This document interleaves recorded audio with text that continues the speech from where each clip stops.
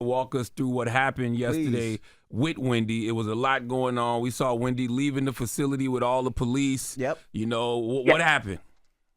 Well, the police showed up, and I'm exhausted, you know what I'm saying? I wanted to go to the hospital to talk to the doctor, you know?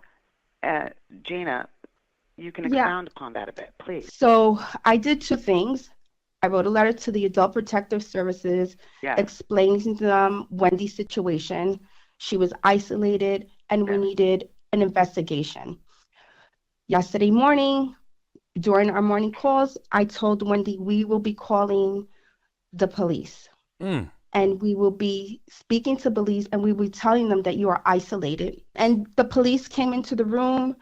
Wendy gave me the phone and I pleaded with the police as if Wendy was my child. I said, please, I said, you cannot walk out of that building without Wendy. And she told me, I promise, I will not. Yo, I will bring her home. I was shocked to see Wendy walking yesterday. That's what I was telling Wendy yesterday. Yeah. I'm like, damn, I can't.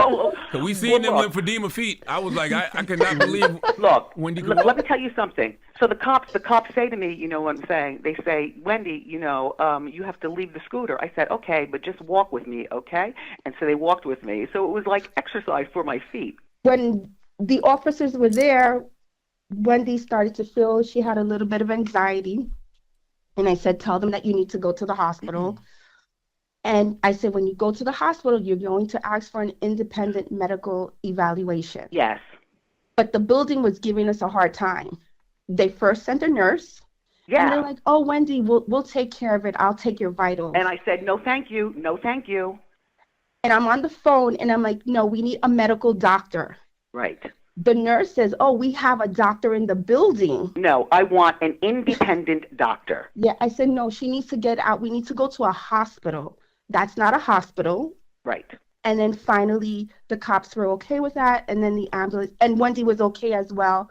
Now tell us what happened when you got to the hospital, because there were claims that they did a test and she got 10 out of 10 on the test. So what happened when she actually got to the hospital? So according to what was told, the guardian was there and Wendy's attorney. And I think there was a little back and forth as whether she was going to allow Wendy, the guardian, to get evaluated. The doctor saw there was a difference between the guardian's opinion and her lawyer's opinion. And the doctor had to go to his legal department from the hospital to clear to see how he was going to do it. He received the clearance for the evaluation. And then Wendy took two evaluations. And pretty much they're evaluating whether she has competency and is able to make decisions, and she passed both tests. What does the 10-10 mean? 10 out of 10? 10 out of 10, correct. 10 questions asked, 10 questions correct, answered correctly. I mean, they asked me simple things like, you know, who's the president? You know what I'm saying? What's my birth date? I have a question for you guys too. So there are reports that this exam that you did can't be used in moving forward to prove the like that you're not incapacitated. Can you clear that up or like explain how this will be used? That's actually false. That's a medical exam done by an independent doctor by a very well-known hospital. You can use that for the court.